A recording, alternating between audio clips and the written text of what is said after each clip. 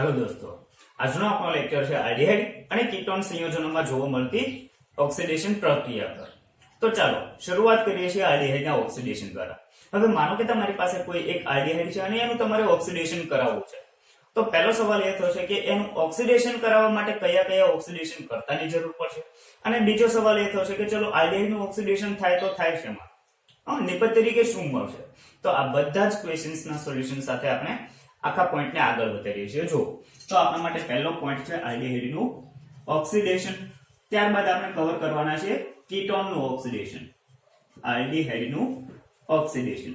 અચ્છા, આ આખી જ પ્રક્રિયાને આપણે એક એક્ઝામ્પલ દ્વારા આગળ વધારીએ છીએ। જુઓ, હવે માનીએ કે અહીંયા મારી પાસે કોઈ એક આલ્ડીહાઇડ છે અને એમનું મારે ઓક્સિડેશન કરાવવું છે। Suppose CH3 C double bond OH એટલે કે ઇથેનોલ છે અને એમનું મારે ઓક્સિડેશન કરાવવું છે, તો કયા કયા ઓક્સિડેશન કરતા એમનું ઓક્સિડેશન કરી શકે। તો હંમેશા યાદ રાખો કે જો તમારે આલ્ડીહાઇડનું ઓક્સિડેશન કરાવવું છે તો એમનું ઓક્સિડેશન પ્રબળ અથવા મંદ આ બંને પ્રકારના ઓક્સિડેશન કરતા વડે તમે એમનું ઓક્સિડેશન કરાવી શકો છો। કયા કયા ઓક્સિડેશન કરતા, તો કે પ્રબળ અથવા તો મંદ એ બંને પ્રકારના ઓક્સિડેશન કરતા વડે તમે આલ્ડીહાઇડનું ઓક્સિડેશન કરાવી શકો છો। અહીંયા તમારો ડાઉટ નહીં રહે કે પ્રબળ કોને કહેવાય અને મંદ ઓક્સિડેશન કરતા કોને કહેવાય, એ આપણે કવર કરશું જ તે, પણ પહેલા જોઈએ કે આ પ્રક્રિયા થાય કેવી રીતના। તો હવે જ્યારે તમે આલ્ડીહાઇડનું ઓક્સિડેશન કરાવો છો આવા ઓક્સિડેશન કરતાઓ વડે તો શું થશે, તો એ ઓક્સિડેશન દરમિયાન અહીંયા કાર્બન અને હાઇડ્રોજન વચ્ચે એક ઓક્સિજન દાખલ થવાનો છે। અચ્છા, જો ત્યાં ઓક્સિજન દાખલ થાય તો નિપજ શું મળે છે, તો કે CH3 C double bond O as it is, પણ શું થાય છે ઓક્સિડેશન દરમિયાન, તો કે કાર્બન અને હાઇડ્રોજન વચ્ચે એક નવા ઓક્સિજનનું ઉમેરણ થઈ અને આપણને નિપજ તરીકે કાર્બોક્સિલિક એસિડ મળતો હોય છે। જો અહીંયા શું મળે છે, તો કે પરિણામે આપણને કાર્બોક્સિલિક એસિડ મળે છે। કોનામાંથી મળે છે, તો કે જો આલ્ડીહાઇડનું ઓક્સિડેશન કરાવવામાં આવે કોના વડે, તો કે પ્રબળ અથવા તો મંદ ઓક્સિડેશન કરતા વડે, તો એ નિપજ તરીકે હંમેશા કાર્બોક્સિલિક એસિડ આપતો હોય છે। અચ્છા, અહીંયા તમે એક બાબત નોટિસ કરી હોય તો ખ્યાલ આવશે કે જેટલા કાર્બન ધરાવતો આલ્ડીહાઇડ છે, જો અહીંયા તમને ખ્યાલ છે કે આલ્ડીહાઇડમાં 2 કાર્બન છે, તો એટલા જ કાર્બન ધરાવતો પેલો કાર્બોક્સિલિક એસિડ મળે છે। જુઓ અહીંયા પણ તમે કાર્બનની સંખ્યા કેટલી જુઓ છો, તો કે 2 છે। એનો મતલબ એવો થયો કે અહીંયા તમે જેટલા કાર્બન ધરાવતો આલ્ડીહાઇડ લો છો ને એટલા જ કાર્બન ધરાવતો કાર્બોક્સિલિક એસિડ મળે છે। અચ્છા, અહીંયા હવે તમારો ડાઉટ સોલ્વ કરીએ કે પ્રબળ ઓક્સિડેશન કરતા કોને ગણશું અને મંદ ઓક્સિડેશન કરતા કોને ગણશું। તો જુઓ, પ્રબળ ઓક્સિડેશન કરતા તો જુઓ આગળના ચેપ્ટરમાં આપણે જુદી જુદી ઓક્સિડેશન પ્રક્રિયાઓ જોઈ છે, જેમાં ઓલરેડી તમે સ્ટ્રોંગ ઓક્સિડાઇઝિંગ એજન્ટ એટલે કે પ્રબળ ઓક્સિડેશન કરતાનો ઉપયોગ કરેલો છે, માટે એમના વિશે તો તમને લગભગ ખબર છે જ। એમ છતાં અહીંયા આપણે એમનું લિસ્ટ તૈયાર કરીએ છીએ કે કયા કયા પ્રબળ ઓક્સિડેશન કરતા છે, તો કે સાંદ્ર નાઇટ્રિક એસિડ, સાંદ્ર HNO3, આ ઉપરાંત ક્રોમિક એસિડ એટલે કે H2CrO4, આ ઉપરાંત acidic KMnO4 potassium permanganate acidic, આ ઉપરાંત એસિડિક પોટેશિયમ ડાયક્રોમેટ K2Cr2O7। તો આટલા જુદા જુદા 4 ઓક્સિડેશન કરતાઓ જેને આપણે સ્ટ્રોંગ એટલે કે પ્રબળ ઓક્સિડેશન કરતા તરીકે ઓળખતા હોઈએ છીએ।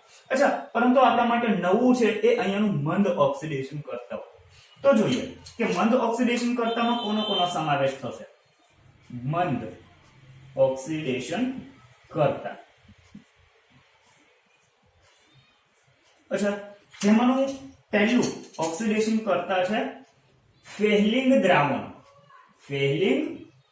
દ્રાવણ અથવા તો આપણે લખીએ છીએ ફેહલિંગ પ્રક્રિયા। તો એ એક મંદ ઓક્સિડેશન કરતા છે। આ ઉપરાંત બીજો છે ટોલેન્સ પ્રક્રિયક, તો એ પણ મંદ ઓક્સિડેશન કરતા છે। આ ઉપરાંત બેનેડિક્ટ પ્રક્રિયક, એ પણ મંદ ઓક્સિડેશન કરતા છે। અને લાસ્ટમાં મર્ક્યુરી ક્લોરાઇડ નું જલીય દ્રાવણ HgCl2 નું દ્રાવણ તો એ પણ એક મંદ ઓક્સિડેશન કરતા છે જે આલ્ડીહાઇડનું ઓક્સિડેશન કાર્બોક્સિલિક એસિડમાં કરી શકે છે, બીજા માટે કોઈ માટે વપરાતા નથી. અચ્છા, તો તમને ખ્યાલ આવશે, જો તમારે આલ્ડીહાઇડનું ઓક્સિડેશન કરાવવું છે તો એના માટે તમે સ્ટ્રોંગ ઓક્સિડાઇઝિંગ એજન્ટ તો યુઝ કરી જ શકો છો, સાથે સાથે આવા કેટલાક મંદ ઓક્સિડેશન કરતા પણ તમે વાપરી શકો જે તમને હંમેશા આલ્ડીહાઇડનું કાર્બોક્સિલિક એસિડમાં રૂપાંતર કરી આપતા હોય છે. અચ્છા, તો આટલી હિસ્ટ્રી આપણે જોવાની હતી આલ્ડીહાઇડના ઓક્સિડેશન પર. અચ્છા, હવે જોઈએ છે આપણા માટે સેકન્ડ પોઈન્ટ કે કીટોનનું ઓક્સિડેશન. બીજો પોઈન્ટ આપણા માટે છે કીટોનનું ઓક્સિડેશન. તો જો જેટલી ઈઝીલી આપણે આલ્ડીહાઇડનું ઓક્સિડેશન કરી શકીએ છીએ એટલું ઈઝીલી કીટોનનું ઓક્સિડેશન થઈ શકતું હોતું નથી. અહીંયા કીટોન માટે પણ આયનની પ્રક્રિયા આપણે એક્ઝામ્પલ દ્વારા જ આગળ વધારીએ છીએ. તો માનો કે અહીંયા મારી પાસે કોઈ એક કીટોન છે, એક્ઝામ્પલ તરીકે acetone CH3 C double bond O CH3, એનું મારે ઓક્સિડેશન કરાવડાવવું છે. તો કોના વડે ઓક્સિડેશન થઈ શકશે? તો જો જેવી રીતના આપણે આલ્ડીહાઇડનું ઓક્સિડેશન મંદ ઓક્સિડેશન કરતા વડે કરાવડાવ્યું છે, એવી જ રીતના કીટોનનું ઓક્સિડેશન તમે મંદ ઓક્સિડેશન કરતા વડે કરાવી શકતા નથી.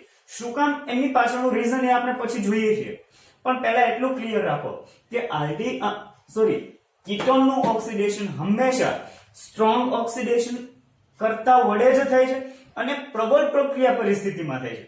એટલે કે અહીંયા તમે પ્રબળ ઓક્સિડેશન કરતા તો વાપરવો જ પડશે. અહીંયા કયો ઓક્સિડેશન કરતા વાપરવો પડશે? તો કે પ્રબળ ઓક્સિડેશન કરતા જ ફરજિયાત વાપરવાનો છે અને પ્રબળ પ્રક્રિયા પરિસ્થિતિ એટલે કે આ પ્રક્રિયા દરમિયાન તમારે હીટ પણ આપવી પડશે, ગરમી પણ આપવી પડતી હોય છે, તો જ એ કીટોનનું ઓક્સિડેશન કરી શકે. અચ્છા, ઓક્સિડેશન થાય ત્યારે થાય શું? તો જ્યારે તમે કીટોનનું ઓક્સિડેશન કરાવડાવો છો તો હંમેશા અહીંયા કીટોન એટલે કે કીટોનિક ગ્રુપ અને કાર્બન વચ્ચેનો બંધ તૂટે છે. તો જો આમનું રૂપાંતર શેમાં થાય? તો આવું થશે CH3 C double bond O અને અહીંયા થશે CH3. જુઓ આટલું આમાં કન્વર્ઝન થઈ જાય. તો અહીંયા જ્યારે કીટોનનું ઓક્સિડેશન થાય છે ને તો બે વખત ઓક્સિડેશન થાય છે. એક અહીંયાના જે કીટોનિક ગ્રુપ છે એમનું પણ ઓક્સિડેશન થાય છે અને સાથે સાથે અહીંયાનું જે આલ્કાઇલ ગ્રુપ છે એમનું પણ ઓક્સિડેશન થતું જોવા મળે છે. અચ્છા, જ્યારે આ કીટોનિક ગ્રુપનું ઓક્સિડેશન થાય છે તો નિપજ શું મળે? તો એક નિપજ મળશે અહીંયાની CH3 C double bond O OH વત્તા અહીંયા જે મિથાઇલ ગ્રુપ છે એમનું ઓક્સિડેશન થઈ અને આપણને મળતું હોય છે ફોર્મિક એસિડ COOH. તો જુઓ અહીંયા આપણને શું મળે છે? તો કે જ્યારે કીટોનનું ઓક્સિડેશન થાય છે ત્યારે બે વખત ઓક્સિડેશન કરવું પડે છે. આલ્ડીહાઇડમાં આપણે વાત કરી હતી, જુઓ કે આલ્ડીહાઇડમાં માત્ર એક જ વખત ઓક્સિડેશન થાય છે જે મંદ ઓક્સિડેશન દ્વારા પણ થઈ શકે, પરંતુ અહીંયા તો કે જુઓ કીટોનમાં તો કે બંધ તૂટવો પણ જરૂરી છે અને બે વખત ઓક્સિડેશન પણ થવું જરૂરી છે. માટે હંમેશા ત્યાં પ્રબળ ઓક્સિડેશન કરતા જ યુઝ થશે અને ત્યાં હીટ આપવી ફરજિયાત છે, કારણ કે બંધ તોડવો પડે છે. એટલે કે બહારથી એ દરમિયાન ઉર્જા આપવી જ પડશે. જો તમે ઉર્જા નહીં આપો તો આમની વચ્ચેનો બંધ તૂટવાનો છે નહીં. તો હવે તમારો ડાઉટ ક્લિયર થઈ ગયો હશે કે શું કામ કીટોનના ઓક્સિડેશન માટે પ્રબળ ઓક્સિડેશન કરતા જ અને હીટ આપવી જરૂરી બનશે. અચ્છા, અહીંયા આપણે નોટ કરી દઈએ છીએ હવે કે જ્યારે તમે કીટોન લ્યો છો તો એમનું ઓક્સિડેશન થઈ અને નિપજ શું મળે છે? તો કે બે કાર્બોક્સિલિક એસિડ મળે છે. આપણને જુદા જુદા બે કાર્બોક્સિલિક એસિડ મળતા હોય છે. અચ્છા, અહીંયા તમે નોટિસ કરશો તો ખ્યાલ આવશે કે કીટોનમાં કાર્બનની સંખ્યા કેટલી છે? તો કે એમાં કાર્બનની સંખ્યા છે 3, પણ અહીંયા જે પહેલો કાર્બોક્સિલિક એસિડ મળે છે એમાં કાર્બનની સંખ્યા કેટલી છે? તો કે 2. અને જે બીજો કાર્બોક્સિલિક એસિડ મળે છે એમાં કાર્બનની સંખ્યા કેટલી છે? 1. તો એનો મતલબ એવો થયો કે જ્યારે તમે કીટોનનું ઓક્સિડેશન કરાવડાવો છો ત્યારે હંમેશા કીટોનમાં રહેલા કાર્બન કરતા મળતી નિપજમાં ઓછા કાર્બન ધરાવતા કાર્બોક્સિલિક એસિડ મળે છે. અચ્છા, પણ સવાલ તો અહીંયા સુધીનો હતો તો એ ઈઝી હતો, પણ માનો કે તમે આવું કોઈ એક્ઝામ્પલ લ્યો છો, જુઓ સપોઝ તમને આવું એક્ઝામ્પલ આપવામાં આવે છે CH3 C double bond O CH2CH3. ચલો આમનું ઓક્સિડેશન કરાવવાનું છે તો હવે તમે કોણ લ્યો છો તો કે પ્રબળ ઓક્સિડેશન કરતા લ્યો છો. પ્રબળ ઓક્સિડેશન કરતા અને શું આપવું પડે છે? હીટ આપવી પડે છે. અચ્છા અહીંયા બીજું એક્ઝામ્પલ એટલે લેવું પડે કે અહીંયા તમે જોવા જશો ને તો ખ્યાલ આવશે કે અહીંયા તો બંને જગ્યાએ અહીંયાનો જે કીટોનિક ગ્રુપ છે એની બંને જગ્યાએ શું છે જુઓ અહીંયા જે કીટોનિક ગ્રુપ છે એની બંને બાજુએ મિથાઇલ ગ્રુપ જ છે. એટલે કદાચ તમને એવું પણ વિચાર આવે કે અહીંયાનો બંધ તોડું કે અહીંયાનો બંધ તોડું શું ફેર પડે? નિપજ તો સેમ જ મળવાની. માનો કે આ બંધ તોડવાને બદલે મેં આની વચ્ચેનો બંધ તોડ્યો તો પણ અહીંયા તો જો મિથાઇલ જ છે અને મિથાઇલનું ઓક્સિડેશન થઈ અને ફોર્મિક એસિડ જ મળવાનો છે. પણ અહીંયા કયો બંધ તોડશો? જુઓ અહીંયા મિથાઇલ સમૂહ વચ્ચેનો બંધ તોડશો કે અહીંયા ઇથાઇલ સમૂહ વચ્ચેનો બંધ તોડશો? તો એ સમયે હંમેશા યાદ રાખો કે જ્યારે અહીંયા સમમિતીય કીટોન છે, કીટોનના બે પ્રકાર સમમિતીય કીટોન અને અસમમિતીય કીટોન. તો જ્યારે સમમિતીય કીટોન હોય ત્યારે તમે અહીંયાના કીટોનિક ગ્રુપની કોઈ પણ બાજુનો બંધ તોડી શકો. કીટોનિક ગ્રુપનો ડાબી બાજુનો બંધ પણ તોડી શકો અને કીટોનિક ગ્રુપનો જમણી બાજુનો બંધ પણ તોડી શકો. પણ જ્યારે અસમમિતીય કીટોન હોય ત્યારે હંમેશા પોપ-ઓફ નિયમ દાખલ કરો. અચ્છા અહીંયા પહેલા નિપજ મેળવીએ અને પછી એનું ડિસ્ક્રિપ્શન આપીએ. તો આપણે વાત કરતા હતા કે જ્યારે અસમમિતીય કીટોન છે તો હંમેશા પોપ-ઓફ નો નિયમ દાખલ કરો અને પોપ-ઓફ નો નિયમ એવું કહે છે કે જ્યારે અસિમેટ્રિકલ કીટોન હોય ત્યારે હંમેશા જે વધુ કાર્બન ધરાવતો આલ્કાઇલ સમૂહ હોય એ અને કીટોન વચ્ચેનો બંધ તૂટે છે. એનું ડિસ્ક્રિપ્શન હમણાં આપણે લખીએ છીએ પણ અત્યારે જસ્ટ સમજો કે જો અસમમિતીય કીટોન છે તો હંમેશા એના ઓક્સિડેશન સમયે વધુ કાર્બન ધરાવતો આલ્કાઇલ સમૂહ અને કીટોનિક સમૂહ વચ્ચેના બંધ તૂટે છે. અચ્છા તો નિપજ શું મળી જુઓ તો નિપજ આવી મળશે CH3 C double bond O OH વત્તા અહીંયા શું થઈ ગયું CH3 COOH CH3 COOH. તો અહીંયા તમે ઓબ્ઝર્વ કરો કે ચલો અહીંયા કાર્બનની સંખ્યા કેટલી છે તો કે 4 છે. અહીંયા કાર્બનની સંખ્યા કેટલી છે તો કે 2 છે. અહીંયા પણ કાર્બનની સંખ્યા 2 છે. તો આપણે અગાઉ વાત કરીએ પ્રમાણે જ્યારે કીટોનનું તમે ઓક્સિડેશન કરાવો છો તો મળતી નિપજમાં હંમેશા એમના જનક પરમાણુ અથવા તો જનક સંયોજન એટલે મૂળ સંયોજન એના કરતા ઓછા કાર્બન હોય એવો કાર્બોક્સિલિક એસિડ મળે છે. અચ્છા અહીંયા આપણે નોટ કરી દઈએ કે જ્યારે તમે અસમમિતીય કીટોન હોય ત્યારે અચ્છા પહેલા લખો સમમિતીય કીટોન માટે કે ચલો સમમિતીય કીટોનનું ઓક્સિડેશન થાય ત્યારે કાર્બોનિલ સમૂહ C ડબલ બોન્ડ O સમૂહની કોઈ પણ બાજુથી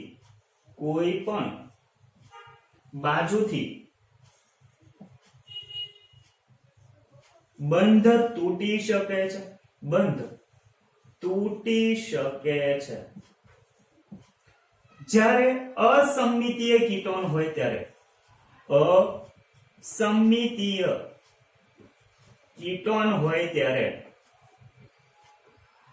જ્યારે અસમમિતીય કીટોનનું ઓક્સિડેશન કરાવીએ ઓક્સિડેશન થાય ત્યારે હંમેશા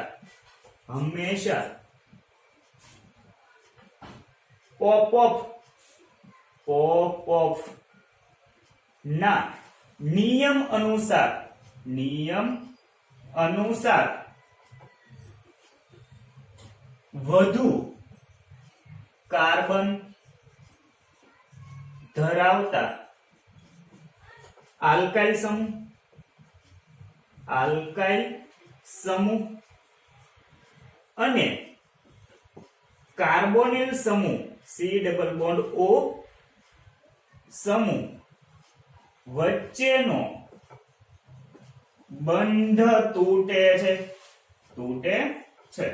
તો આટલી જે નોટ છે એ તમારે ખાસ નોટ કરી લેવાની છે કારણ કે મોટાભાગે સ્ટુડન્ટ અહીંયા પૂછવાતા હોય છે કે અનસિમેટ્રિકલ અસમિતિ કીટોન આપ્યો હોય તો અહીંયાનો કીટોનિક ગ્રુપની કઈ બાજુનો બંધ તોડવો. ઘણી વખત એ ઓછા કાર્બન ધરાવતી આલ્કાઇલ શૃંખલા વચ્ચેનો બંધ તોડી અને એનું રૂપાંતર કાર્બોક્સિલિક એસિડમાં થતો હોય છે અને પરિણામે નિપજ ખોટી હોય છે અથવા તો ઓપ્શન ખોટો પડતો હોય છે. તો આટલી બાબતો અહીંયા તમારે નોંધી નાખવાની છે અથવા તો નોટિસ કરી લેવાની છે કે જ્યારે તમે આલ્ડીહાઇડનું ઓક્સિડેશન કરાવો છો તો હંમેશા એમનું ઓક્સિડેશન સ્ટ્રોંગ ઓક્સિડાઇઝિંગ એજન્ટ અને મિલ્ડ એટલે કે મંદ ઓક્સિડેશન કરતા વડે પણ તમે એમનું ઓક્સિડેશન કરી શકો છો. શેમાં ઓક્સિડેશન થાય છે તો કે એટલા ને એટલા કાર્બન ધરાવતો કાર્બોક્સિલિક એસિડમાં એ ઓક્સિડેશન પામે છે. જ્યારે કીટોન તો કે કીટોનનું ઓક્સિડેશન હંમેશા પ્રબળ ઓક્સિડેશન કરતા વડે જ થશે અને પ્રબળ પ્રક્રિયા પરિસ્થિતિમાં એટલે કે ગરમી આપવાની જરૂર પડશે. શું કામ તો એની આપણે વાત કરી છે કે એમાં 2 વખત ઓક્સિડેશન કરવું પડે છે અને સાથે સાથે કીટોનિક ગ્રુપ અને આલ્કાઇલ સમૂહ વચ્ચેનો બંધ તોડવો પડે છે. માટે એના માટે પ્રબળ પ્રક્રિયા પરિસ્થિતિ જરૂરી બનતી હોય છે. અચ્છા, સિમેટ્રિકલ ની વાત કરી દીધી, સાથે સાથે અસિમેટ્રિકલ ની પણ વાત કરી, તો આટલી બાબતો તમે નોટિસ કરી રાખજો. અચ્છા, અહીંયા હવે આપણે આ પોઈન્ટને આગળ ત્યારે વધારવાનો છે કે ચલો અત્યાર સુધીમાં આપણે આગળના ચેપ્ટરોમાં જેટલા ઓક્સિડેશન પ્રક્રિયા શીખ્યા ને એમાં આપણે સીધો જ ઓક્સિડેશન કરતા તરીકે પ્રબળ ઓક્સિડેશન કરતાનો ઉપયોગ કરેલો, પણ અહીંયાના કેટલાક ઓક્સિડેશન કરતાઓ એ તદ્દન આપણા માટે નવા છે જે તમારા માટે પ્રેક્ટિકલમાં પણ ઉપયોગી થવાના છે. તો હવે પછી આપણે આ મંદ ઓક્સિડેશન કરતાઓ વડે કેવી રીતના આલ્ડીહાઇડ નું ઓક્સિડેશન થઈ શકે તો એના વિશે ડિસ્કસ કરવાનું છે. અચ્છા, એ પછી જોઈએ એના પહેલા તમે આટલો સ્ક્રીનશોટ લઈ લો. ચાલો તો હવે આપણે જોઈએ જુદા જુદા 4 મંદ ઓક્સિડેશન કરતા વિશે કે જેનો ઉપયોગ તમે પ્રેક્ટિકલમાં પણ કરવાના છો અથવા તો એનો ઉપયોગ પ્રેક્ટિકલમાં કર્યો પણ હશે. ચલો તો અહીંયા આપણા માટે પહેલો મંદ ઓક્સિડેશન કરતા છે ફેહલિંગ દ્રાવણ અથવા તો આપણે એને ફેહલિંગ પ્રક્રિયક તરીકે પણ ઓળખતા હોઈએ છીએ. ફેહલિંગ દ્રાવણ અથવા તો ફેહલિંગ પ્રક્રિયક. હવે અહીંયાનો ફેહલિંગ પ્રક્રિયક એ જુદા જુદા 2 પદાર્થોના મિશ્રણ દ્વારા બનાવવામાં આવે છે. એક રેડી હોતો એટલે કે તૈયાર હોતો નથી. અચ્છા, કયા કયા 2 પદાર્થોના મિશ્રણથી? તો એક કોપર સલ્ફેટ એટલે કે CuSO4 અને આલ્કલાઇન માધ્યમમાં બનાવેલા એટલે કે બેઝમાં બનાવેલા સોડિયમ પોટેશિયમ ટાર્ટ્રેટ. સોડિયમ પોટેશિયમ ટાર્ટ્રેટ માંથી બનાવવામાં આવે છે. હવે જ્યારે તમે કોપર સલ્ફેટ અને બેઝમાં બનાવેલા સોડિયમ પોટેશિયમ ટાર્ટ્રેટ સાથે પ્રક્રિયા કરાવો છો, આ બંનેની પ્રક્રિયા કરાવો છો અને પછી જો ગરમ કરવામાં આવે તો એમાંથી આપણને ફેહલિંગ દ્રાવણ મળતું હોય છે. અચ્છા, હવે અહીંયા આપણે શું લઈએ, નામ લખી દઈએ સાથે સાથે. તો કે અહીંયા આપણે લઈએ છીએ કોપર સલ્ફેટ અને અહીંયા લઈએ છીએ સોડિયમ પોટેશિયમ ટાર્ટરેટ. અચ્છા, જેમનું બીજું કોમન નામ વધારે ફેમસ છે એ છે રોસેલ સોલ્ટ તરીકે પણ આને ઓળખવામાં આવતો હોય છે. હવે આ આખી જ પ્રક્રિયા અથવા તો આખી ટેસ્ટ એ પ્રેક્ટિકલ લેવલની હોવાથી ઘણી વખત આમાંથી વાઇવાના ક્વેશ્ચન્સ પણ બનતા હોય છે. વાઇવાનો ક્વેશ્ચન્સ એવો બને કે ફેલિંગ કસોટીમાં ફેલિંગ દ્રાવણ A અને ફેલિંગ દ્રાવણ B ના નામ આપો. તો અહીંયા આપણે જે કોપર સલ્ફેટ લઈએ છીએ એને ફેલિંગ દ્રાવણ A તરીકે ઓળખવામાં આવે છે. ફેલિંગ દ્રાવણ A તરીકે ઓળખવામાં આવતું હોય છે. જ્યારે સોડિયમ પોટેશિયમ ટાર્ટ્રેટ એને ફેહલિંગ દ્રાવણ B તરીકે ઓળખવામાં આવે છે.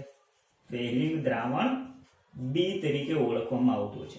અચ્છા, હવે જ્યારે ફેહલિંગ દ્રાવણ A અને ફેહલિંગ દ્રાવણ B ને મિશ્ર કરવામાં આવે છે કઈ કન્ડિશન સાથે? તો કે એને થોડું ગરમ કરવાનું છે. મિશ્ર કરતી વખતે એને થોડી હીટ આપવાની છે અને અહીંયા બેઝ અને સોડિયમ પોટેશિયમ ટાર્ટ્રેટના જો 2 મોલ લેવામાં આવે તો એ એક સંકીર્ણ બનાવવાનું છે. જુઓ કયું સંકીર્ણ બનાવશે તો અહીંયા તમે ધ્યાન આપશો તો ખ્યાલ આવશે COO Na, અહીંયા COOK, અહીંયા એ જોડાવાનું છે હવે કોપર સાથે. Again sodium potassium tartrate CH COOK તો જો જ્યારે કોપર સલ્ફેટ અને સોડિયમ પોટેશિયમ ટાર્ટ્રેટ ને એકબીજા સાથે તમે જોડો છો ને પાર્શિયલ હીટ આપો છો તો એ તમને એક સંકીર્ણ ક્ષાર આપવાનું છે અને આ સંકીર્ણ ક્ષારને કહેવાય છે કોપર સલ્ફેટ અથવા તો કોપર ક્ષાર ધરાવતો સોડિયમ પોટેશિયમ ટાર્ટ્રેટ, જેને તમારે હવે ફેલિંગ દ્રાવણ તરીકે ઓળખવાનું છે. આને શું કહેવાય છે તો કે ફેલિંગ દ્રાવણ તરીકે ઓળખવામાં આવે છે. ફેલિંગ દ્રાવણ.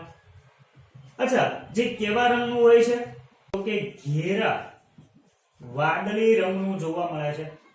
ઘેરા વાદળી રંગનું જોવા મળતું હોય છે.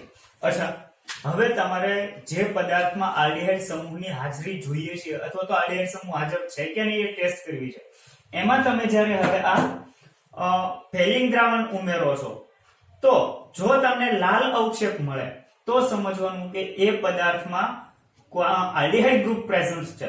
જો ઘેરા લાલ રંગના અવક્ષેપ ન મળે તો સમજવું કે એમાં આલ્ડીહાઇડ ગ્રુપ પ્રેઝન્ટ છે નહીં. ચલો, એ કેવી રીતના લખવામાં આવે તો કે જ્યારે તમે ફેલિંગ દ્રાવણને શેમાં ઉમેરો છો તો કે તમારો પદાર્થ કે જે આલ્ડીહાઇડ ગ્રુપ ધરાવે છે એમાં ઉમેરશો અને પછી એને હીટ આપો છો તો શું થાય છે તો કે અહીંયા ફેલિંગ દ્રાવણમાં રહેલો કોપર એ આ આલ્ડીહાઇડ ગ્રુપનું ઓક્સિડેશન કરશે એસિડમાં, કાર્બોક્સિલિક એસિડમાં, એટલે એ બનાવતો હોય છે કાર્બોક્સિલિક એસિડ, અને કોપર એ પોતે રિડ્યુસ થઈ અને એ રૂપાંતર પામે છે ક્યુપ્રસ ઓક્સાઇડમાં. તો અહીંયા જે પ્રક્રિયા દરમિયાન આ જે ક્યુપ્રસ ઓક્સાઇડ મળે છે ને એ તમને ઘેરા લાલ રંગનો જોવા મળશે. ઘેરો લાલ રંગ અથવા તો કથ્થાઈ લાલ રંગ જોવા મળતો હોય છે, અથવા તો કથ્થાઈ લાલ રંગનું દ્રાવણ અથવા તો દ્રાવણ તો નહીં, જો કે લાલ રંગના અવક્ષેપ મળે છે.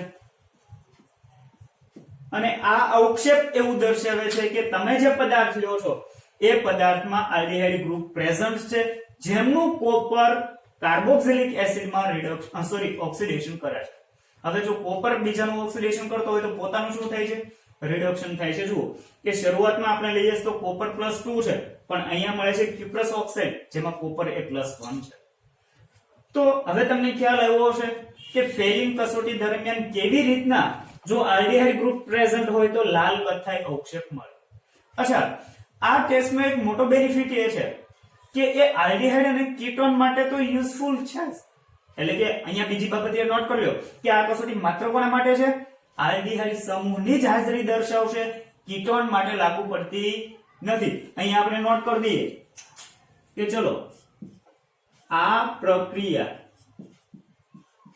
થી માત્ર આલ્ડીહાઇડનું જ ઓક્સિડેશન થાય છે. માત્ર આલ્ડીહાઇડનું જ ઓક્સિડેશન થાય છે. જો કે અગાઉ આપણે જોયું તો પણ ખરું કે કીટોનનું આવા મંદ ઓક્સિડેશન કરતા વડે ઓક્સિડેશન થતું હોતું નથી. અચ્છા, તો અહીંયા આપણે જોયું કે આલ્ડીહાઇડનું ઓક્સિડેશન થાય છે, પણ આલ્ડીહાઇડ બે પ્રકારના છે, એલિફેટિક આલ્ડીહાઇડ અને એરોમેટિક આલ્ડીહાઇડ. તો અહીંયા વધુ ઇમ્પોર્ટન્ટ એ છે કે આ પ્રક્રિયા માત્ર એલિફેટિક આલ્ડીહાઇડ માટે જ છે. એરોમેટિક આલ્ડીહાઇડ પણ આ ટેસ્ટ આપતું નથી. શું કામ નથી આપતું? તો ત્યાં તમને ખ્યાલ હોવો જોઈએ કે એરોમેટિક આલ્ડીહાઇડમાં કાર્બન, બેન્ઝીનનો કાર્બન અને આલ્ડીહાઇડ સમૂહના કાર્બન વચ્ચે દ્વિબંધ બને છે. એમાં જ્યારે સંસ્પંદન થાય તો શું બને છે તો કે પાર્શિયલ ડબલ બોન્ડ ફોર્મ થાય છે. માટે એના માટે આ કસોટી યુઝફુલ છે નહીં. ચલો, તો એ પણ અહીંયા આપણે નોટ કરીએ કે આ કસોટી અથવા તો આ પ્રક્રિયા માત્ર એલિફેટિક આલ્ડીહાઇડ માટે જ છે. એલિફેટિક આલ્ડીહાઇડ માટે જ છે. એરોમેટિક આલ્ડીહાઇડ માટે આનું કોઈ ઇમ્પોર્ટન્સ છે નહીં. હવે આ આખી જ ટેસ્ટ એને મારે શોર્ટમાં દર્શાવવી છે. તો કેવી રીતના દર્શાવી શકાય? તો જો ટેક્સ્ટબુકમાં જે રિએક્શન આપેલી છે એ શોર્ટ ટેસ્ટ છે કે જેમાં RCHO લીધેલું છે. RCHO જેમની 2 મોલ કોપર સાથે રિએક્શન્સ કરાવી સાથે 5 મોલ 5 મોલ્સ ઓફ OH- સાથે રિએક્શન કરાવી એ શું કરે છે તો કે આલ્ડીહાઇડ ગ્રુપનું કન્વર્ઝેશન કરી દે છે એસિટેટમાં. એટલે કે એસિટેટ ક્ષાર મળે છે. અહીંયા કોપર એ કોનું રૂપાંતર કરે છે તો કે આલ્ડીહાઇડ નું રૂપાંતર કરે છે એસિટેટમાં, એટલે કે એમનું ઓક્સિડેશન કરે છે. હવે એ જ વખતે કોપરનું શું થાય છે તો કે ક્યુપ્રસ ઓક્સાઇડમાં રિડક્શન થાય છે. અને આ જે ક્યુપ્રસ ઓક્સાઇડ મળે છે એ કેવો મળે છે તો કે ઘેરા લાલ રંગના અવક્ષેપ આપે છે. ઘેરા લાલ રંગના અવક્ષેપ આપતો હોય છે, અથવા તો કથ્થાઈ લાલ રંગના અવક્ષેપ મળતા હોય છે. અને સાથોસાથ અહીંયા આપણને 3H2O એટલે કે પાણીના અણુઓ છૂટા પડતા હોય એવા દર્શાવેલા છે. અહીંયા શું કરવાનું છે તો કે હીટ આપવાની છે. તો આટલી રિએક્શન્સ તમને ટેક્સ્ટ બુકમાં દર્શાવેલી છે. અચ્છા, તો હવે તમને ખ્યાલ હોવો જોઈએ કે માનો કે કોઈ પદાર્થમાં આલ્ડીહાઇડ ગ્રુપ પ્રેઝન્ટ છે કે નહીં એ ચેક કરવું છે. તો તમે શું કરો છો તો કે એમાં જો ફેલિંગ દ્રાવણ ઉમેરવામાં આવે અને જો લાલ અવક્ષેપ મળે તો સમજવું કે એમાં આલ્ડીહાઇડ ગ્રુપ છે. અને એ આલ્ડીહાઇડ ગ્રુપ કેવું હશે તો કે એ એલિફેટિક આલ્ડીહાઇડ હશે, એરોમેટિક આલ્ડીહાઇડ હશે નહીં. તો આ કસોટી થઈ ફેલિંગ કસોટી, અથવા તો ફેલિંગ દ્રાવણ વડે એલિફેટિક આલ્ડીહાઇડ નું ઓક્સિડેશન.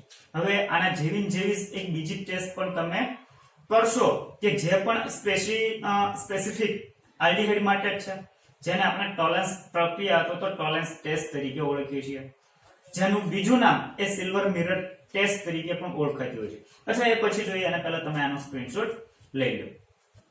ચલો, તો હવે જોઈએ બીજો મંદ ઓક્સિડેશન કરતા ટોલરન્સ પ્રક્રિયક વિશે. ટોલરન્સ પ્રક્રિયક, તો ચલો અહીંયા ટોલરન્સ પ્રક્રિયક તરીકે ગણવામાં કોને આવે તો સામાન્ય રીતે એમોનિયકલ સિલ્વર નાઇટ્રેટ ને એમોનિયકલ સિલ્વર નાઇટ્રેટ ને ટોલરન્સ પ્રક્રિયક તરીકે ઓળખવામાં આવતો હોય છે. હવે અહીંયાનો એમોનિયકલ સિલ્વર નાઇટ્રેટ એ કેવી રીતના બનાવી શકાય તો એ પણ અહીંયા આપણે સાથે સાથે જોતા જઈએ. જુઓ કે જ્યારે સિલ્વર નાઇટ્રેટની પ્રક્રિયા અથવા તો સિલ્વર નાઇટ્રેટમાં જ્યારે એમોનિયમ હાઇડ્રોક્સાઇડ ઉમેરવામાં આવે છે તો અહીંયાનો સિલ્વર નાઇટ્રેટ અને એમોનિયમ હાઇડ્રોક્સાઇડ એ એકબીજા સાથે રિએક્શન્સ કરી અને બનાવતા હોય છે સિલ્વર ઓક્સાઇડ, જે સફેદ અવક્ષેપ જોવા મળે છે. સફેદ અવક્ષેપ આવી જશે જ્યારે તમે સિલ્વર નાઇટ્રેટમાં એમોનિયમ હાઇડ્રોક્સાઇડ ઉમેરવાનું શરૂ કરશો, એટલે થોડી વાર રહીને તમે સફેદ અવક્ષેપ જોવા મળશે, જે શેના હોય છે તો કે સિલ્વર ઓક્સાઇડના હોય છે. અને જો એમાં તમે વધારે એમોનિયમ હાઇડ્રોક્સાઇડ ઉમેરો છો તો આ સફેદ અવક્ષેપ વળી પાછા દ્રાવ્ય થઈ અને તમને એક નવું સંકીર્ણ મળી જવાનું છે AgNH3 twice plus OH minus. તો આ જે અવક્ષેપ દ્રાવ્ય થઈ અને તમને જે દ્રાવણ મળે છે એમાં આ સંયોજન બનેલું જોવા મળશે, જેને ટોલરન્સ પ્રક્રિયક તરીકે ઓળખવામાં આવે છે. આને કહેવાતું હોય છે ટોલરન્સ પ્રક્રિયક. અચ્છા, હવે તમારે જે પદાર્થમાં આલ્ડીહાઇડ સમૂહ હાજર છે કે નહીં એ ચેક કરવું છે. તો એ પદાર્થને ટેસ્ટ ટ્યુબમાં લઈ અને એમાં તમે ટોલરન્સ પ્રક્રિયક ઉમેરશો.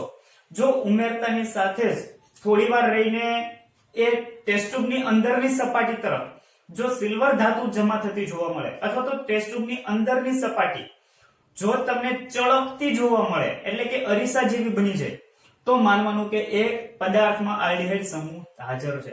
અને એ ટેસ્ટ ટ્યુબની અંદરની સપાટી ચળકતી બનતી હોવાથી આ કસોટીને રજત દર્પણ કસોટી તરીકે પણ ઓળખવામાં આવે છે. શેના તરીકે ઓળખવામાં આવે છે? રજત દર્પણ કસોટી તરીકે પણ ઓળખવામાં આવતી હોય છે, અથવા તો સિલ્વર મિરર ટેસ્ટ તરીકે પણ ઓળખવામાં આવતી હોય છે.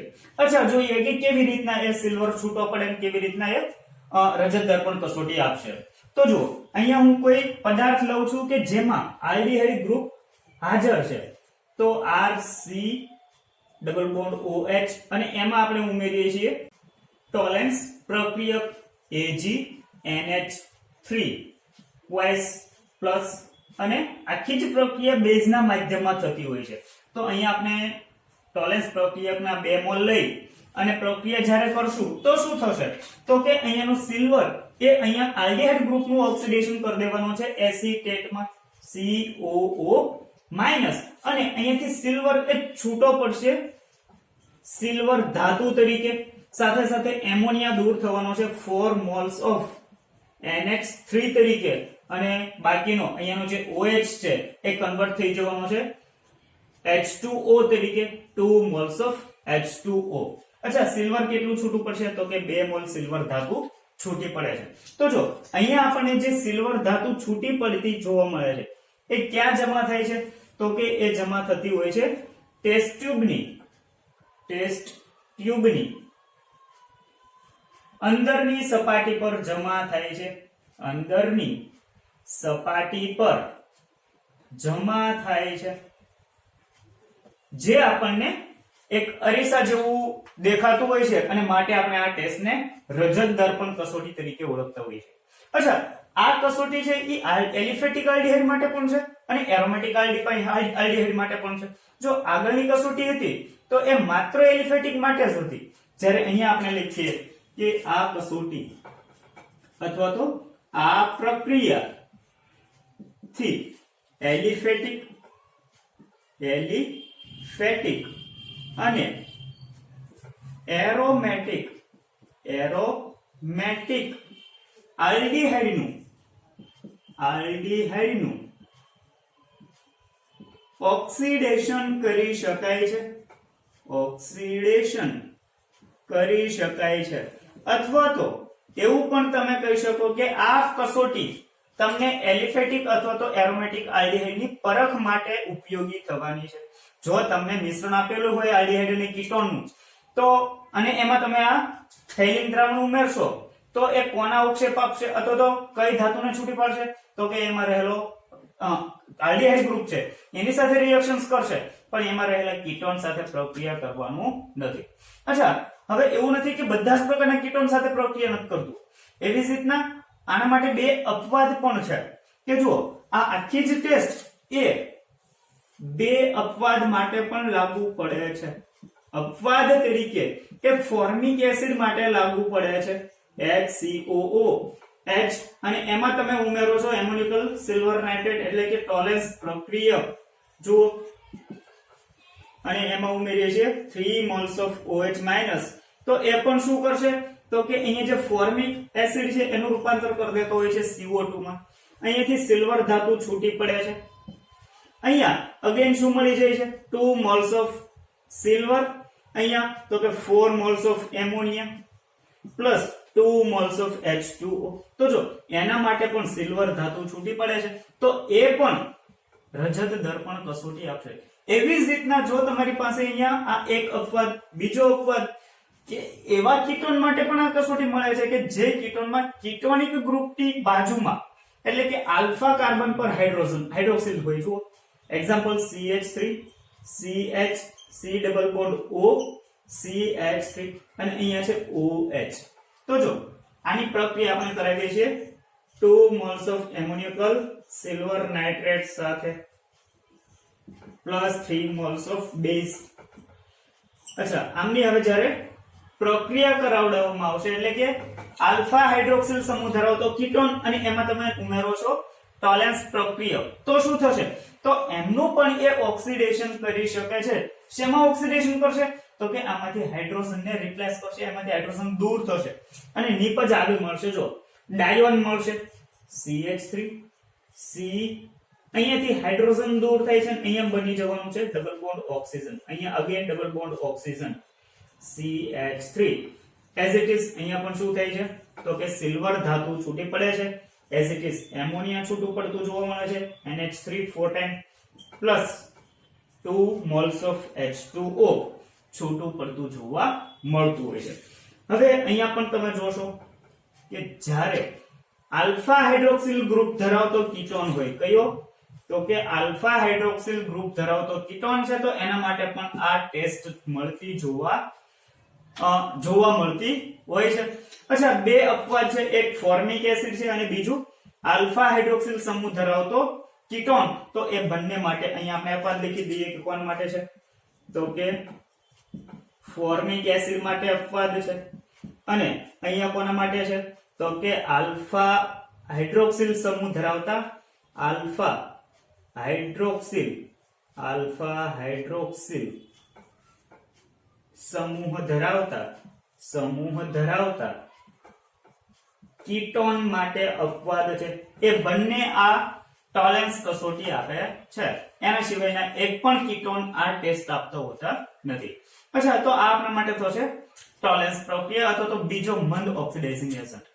હવે જોઈએ આના પછી ત્રીજો મંદ ઓક્સિડાઇઝિંગ એજન્ટ, એ છે બેનેડિક્ટ ટેસ્ટ, જે પણ તમે પ્રેક્ટિકલ માટે ઉપયોગ કરો છો અથવા તો એનો ઉપયોગ તમે ઓલરેડી પ્રેક્ટિકલમાં કરી ચૂક્યા હશો. અચ્છા, પહેલા આનો તમે સ્ક્રીનશોટ લઈ લો, ત્યારબાદ હવે આપણે ત્રીજા મંદ ઓક્સિડેશન કરતા તરફ આગળ જઈએ. અચ્છા, તો હવે જોઈએ ત્રીજો મંદ ઓક્સિડેશન કરતા બેનેડિક્ટ પ્રક્રિયક. બેનેડિક્ટ પ્રક્રિયક. હવે અહીંયાનું આખી જ ટેસ્ટ બેનેડિક્ટ ટેસ્ટ એ પણ ફેલિંગ ટેસ્ટને લગભગ મળતી આવે છે. અચ્છા, અહીંયા આપણે જોઈએ કે ચલો બેનેડિક્ટ પ્રક્રિયક બનાવાય કેવી રીતના. તો એ જુદા જુદા 3 કમ્પાઉન્ડના મિશ્રણથી બનતો હોય છે. કોપર સલ્ફેટ, એમાં ઉમેરવાનું છે સોડિયમ કાર્બોનેટ, અને જ્યારે આ બંનેની પ્રક્રિયા એ સોડિયમ સાઇટ્રેટ સાથે કરવામાં આવે, Na3C6H5O7 સાથે પ્રક્રિયા કરવામાં આવે, આને શું કહેવાય છે? Sodium citrate. ચલો અહીંયા આપણે નામ પણ લખી દઈએ કે કોપર સલ્ફેટ, સોડિયમ કાર્બોનેટ,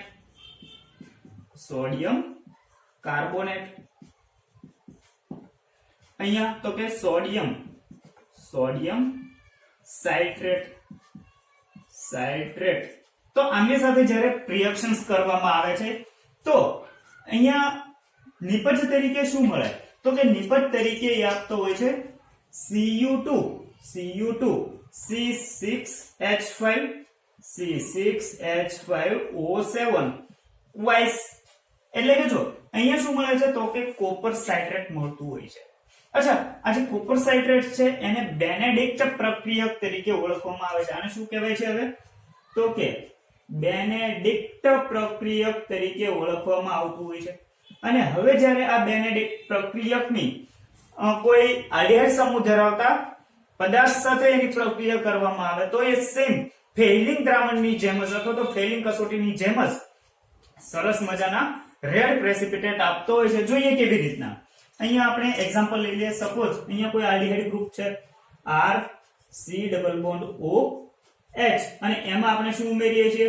તો કે બેનેડિક્ટ પ્રક્રિયક Cu2C6H5O7 વાઇસ. હવે જ્યારે તમે બેનેડિક્ટ પ્રક્રિયક સાથે પ્રક્રિયા કરાવશો તો એમાં રહેલો કોપર એ શું કરે છે? તો કે આલ્ડિહાઇડનું ઓક્સિડેશન કરવાનો છે એસિડમાં, એટલે કે કાર્બોક્સિલિક એસિડ બનાવશે, અને એમાં રહેલો જે કોપર છે એનું રૂપાંતર વળી પાછું શેમાં થશે? તો કે ક્યુપ્રસ ઓક્સાઇડમાં થશે. અને હવે આપણને ખબર છે કે આ ક્યુપ્રસ ઓક્સાઇડ એ કેવા રંગનો જોવા મળે છે?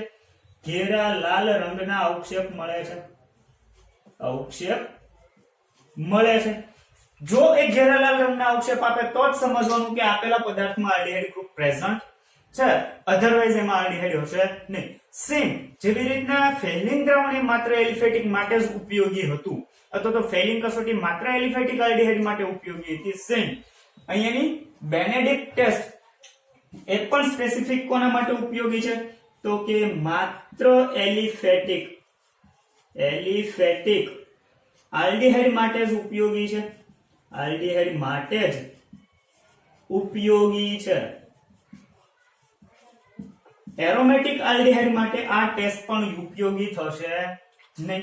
તો આ થશે આપણા માટે ત્રીજી ઇમ્પોર્ટન્ટ રિએક્શન્સ કે જેનો આપણે વધારે પ્રેક્ટિકલમાં યુઝ કરતા હોઈએ છીએ. અચ્છા, ચલો હવે જોઈએ ચોથું અને છેલ્લું મંદ ઓક્સિડેશન કરતા, જેને આપણે લખ્યું હતું HgCl2 નું દ્રાવણ. ચોથું એટલે કે મર્ક્યુરિક ક્લોરાઇડ નું દ્રાવણ. તો જો અહીંયા HgCl2 નું દ્રાવણ એ પણ એક સારું એવું મંદ ઓક્સિડાઇઝિંગ એજન્ટ છે જે આલ્ડિહાઇડ નું રૂપાંતર કાર્બોક્સિલિક એસિડમાં કરતું હોય છે. ચલો જોઈએ કેવી રીતના. તો જ્યારે આલ્ડિહાઇડમાં તમે HgCl2 નું દ્રાવણ ઉમેરો છો, જો HgCl2 એમનું શું ઉમેરો છો? દ્રાવણ. જો અહીંયા તમે જોશો તો H2O શું કામ ઉમેરીએ છીએ? તો કે અહીંયા આપણે વાત કરવાની છે એમના જલીય દ્રાવણની. તો જ્યારે HgCl2 એટલે કે મર્ક્યુરિક ક્લોરાઇડ નું દ્રાવણ આપણે આલ્ડિહાઇડમાં ઉમેરીએ છીએ તો અહીંયાનું મર્ક્યુરિક ક્લોરાઇડ એ આલ્ડિહાઇડ નું ઓક્સિડેશન કરતો હોય છે કાર્બોક્સિલિક એસિડમાં, અને પોતે રિડક્શન અનુભવી એ રૂપાંતર પામતો હોય છે મર્ક્યુરસ ક્લોરાઇડમાં, એટલે કે Hg2Cl2 HCl મળતું હોય છે. તો જો અહીંયા શું થઈ જાય છે? તો કે અહીંયા મર્ક્યુરિક ક્લોરાઇડ હતું એનું રિડક્શન થઈ અને મર્ક્યુરસ ક્લોરાઇડ બનશે, જ્યારે એ આલ્ડીહાઇડ નું રૂપાંતર કાર્બોક્સિલિક એસિડમાં કરતો હોય. હવે અહીંયા જે મર્ક્યુરિક ક્લોરાઇડ મળે છે એ કેવો હોય છે? તો કે એના સફેદ અવક્ષેપ મળતા હોય છે. તો અહીંયા જો તમે મર્ક્યુરિક ક્લોરાઇડ નું પ્રમાણ તમે થોડું ઉમેરશો તો શરૂઆતમાં એ શું આપે છે? તો કે એ સફેદ અવક્ષેપ આપતો હોય છે જે મર્ક્યુરિક ક્લોરાઇડ ના હોય છે. હવે આ જ મર્ક્યુરિક ક્લોરાઇડ ના સફેદ અવક્ષેપ અથવા તો એ જે અવક્ષેપ હોય અથવા તો આ જે દ્રાવણ છે, આ દ્રાવણનો ઉપયોગ જો એને ફેંકી નથી દેવાનું, એનો વળી પાછો તમે આલ્ડીહાઇડ સાથે ઉપયોગ કરી લ્યો છો, એને વળી પાછું તમે આલ્ડીહાઇડમાં ઉમેરો છો. R C double bond O H અહીંયા છે Hg2Cl2 અને એમનું હવે જલીય દ્રાવણ બનાવો છો. તો જો અહીંયાનો જે મર્ક્યુરિક ક્લોરાઇડ છે એમને જ આપણે ફરી વખત ઉપયોગ કરીએ છીએ, તો એ પણ એક સારો એવો ઓક્સિડાઇઝિંગ એજન્ટ જ છે. એ શું કરે છે? તો કે આલ્ડીહાઇડ નું રૂપાંતર કરશે કાર્બોક્સિલિક એસિડમાં અને અહીંયા જે મર્ક્યુરિક ક્લોરાઇડ છે એમાંથી મર્ક્યુરી છૂટો પડવાનો છે અને અહીંયા HCl એ બાય પ્રોડક્ટ તરીકે મળતું હોય છે. તો જો અહીંયા તમે શરૂઆતથી પ્રક્રિયામાં જુઓ, આમાં મર્ક્યુરીનો ઓક્સિડેશન આ +2, અહીંયા શું મળે છે? તો કે અહીંયા મળી જાય છે +1. તો જો શું થયું? રિડક્શન. અગેન અહીંયા તમે જોવા જશો તો મર્ક્યુરી +1 અહીંયા થઈ જાય છે મર્ક્યુરી 0. તો જો કન્ટિન્યુઅસ મર્ક્યુરી નું રિડક્શન થતું આવે છે અને એ આલ્ડીહાઇડ નું ઓક્સિડેશન કરતો આવતો હોય છે. જુઓ તો આ રીતે મર્ક્યુરિક ક્લોરાઇડ નું દ્રાવણ એ પણ એક સારા એવા મંદ ઓક્સિડાઇઝિંગ એજન્ટ તરીકે વર્તતો હોય છે, જે માત્ર આલ્ડીહાઇડ નું ઓક્સિડેશન કરી શકતો હોય છે, કીટોન નું ઓક્સિડેશન કરી શકતો નથી. ચલો અહીંયા એક છેલ્લું સેન્ટેન્સ એડ કરી દઈએ તો કે તે માત્ર આલ્ડીહાઇડ નું ઓક્સિડેશન કરી શકે છે, કીટોન નું ઓક્સિડેશન કરી શકતો હોતો નથી. તો અહીંયા આપણે જુદા જુદા 4 મંદ ઓક્સિડેશન કરતા હોવા જોઈએ. આ ઉપરાંત અગાઉ આલ્ડીહાઇડ અને કીટોન નું ઓક્સિડેશન પણ જોયું કે આલ્ડીહાઇડ ના ઓક્સિડેશન માટે આ સ્ટ્રોંગ ઓક્સિડાઇઝિંગ એજન્ટ અને મંદ ઓક્સિડેશન કરતા એ બંને દ્વારા આલ્ડીહાઇડ નું ઓક્સિડેશન થાય છે, જ્યારે કીટોન માટે માત્ર પ્રબળ ઓક્સિડેશન કરતાઓ જ ઉપયોગી છે અને એ પણ પ્રબળ પ્રક્રિયા પરિસ્થિતિમાં. તો આટલું જોયા બાદ હવે અહીંયા આપણે આપણો લેક્ચર કમ્પ્લીટ કરીએ છીએ. Thank you.